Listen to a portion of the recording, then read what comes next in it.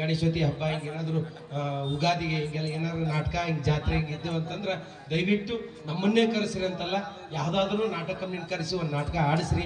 ಯಾಕಂತಂದ್ರೆ ಈಗಿನ ಕಾಲದ ಹುಡುಗರಿಗೆ ನಾಟಕ ಅಂದ್ರೆ ಏನನ್ನೋದೋ ಗೊತ್ತಿಲ್ಲ. ನೀವೇ ಅವರಿಗೆ ಅಭಿರುಚಿ ಹಚ್ಚಿದ್ರೆ ನಾಟಕ ಅಂದ್ರೆ ಹಿಂಗಿರುತ್ತೆ, ನಾಟಕ ಅಂದ್ರೆ ಹಿಂಗಿರುತ್ತೆ ಅಂತೇಳಿ ಅವ್ರಿಗೂ ನೋಡ್ಬೇಕನ್ನೋ ಆಸೆ ಆಗುತ್ತೆ. ಯಾಕಂತಂದ್ರೆ ಈಗ TV ಸಿನಿಮಾ ಹಾವಳಿಯೊಳಗೆ ನಾಟಕ ಕಂಪ್ನಿನೂ ಆಳಿಸೋಟಾವ. ಈಗ ನಾವು ಅಲ್ಲಿ TV ಪಿಕ್ಚರ್ಗೆ ಹೋದ್ರು ಸಹಿತ ಯಾಕೆ ಇಲ್ಲಿ ನಾವು ಬಂದು ಮಾಡಕತ್ತೀವಪ್ಪ ಅಂತಂದ್ರೆ ನಾವು ಹತ್ತಿದ್ದೇಣಿದು. ನಾವೀಗೇನೇ ಕಾಮಿಡಿ ಕಿಲಾಡಿ ಇರಲಿ, ನಾವೇನೇ ಒಂದು ಸಿನಿಮಾದಾಗ ಪಾತ್ರ ಮಾಡ್ತಾ ಇರಲಿ, ನಮಗೆ ಹತ್ತಿದ್ದೇ ರಂಗಭೂಮಿಯಿಂದನೇ ನಾವು ಹೋಗಿದ್ದು. ಯಾವತ್ತು ಹತ್ತಿದ್ದೇಣಿದು ಒದಿಬಾರ್ದು ಅಂತ ಹೇಳ್ತಾರೆ.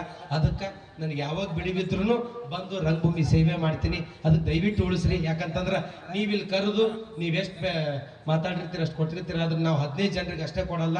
ಈ 15 ಜನರಿಂದ ಏನಿಲ್ಲ ಅಂತಂದ್ರೆ ಸುಮಾರು ಒಂದು 200-300 ನಮ್ಮ ಫ್ಯಾಮಿಲಿಗಳು ಇರ್ತಾವ. ಅವ್ರಿಗೆಲ್ಲ ಹೊಟ್ಟೆ ತುಂಬ ಅನ್ನ ಹಾಕ್ತೀರಂತ ಹೇಳಕ್ಕೆ ನನಗೆ ತುಂಬ ಹೆಮ್ಮೆ ಆಕೈತೆ ಕಲಾಭಿಮಾನ.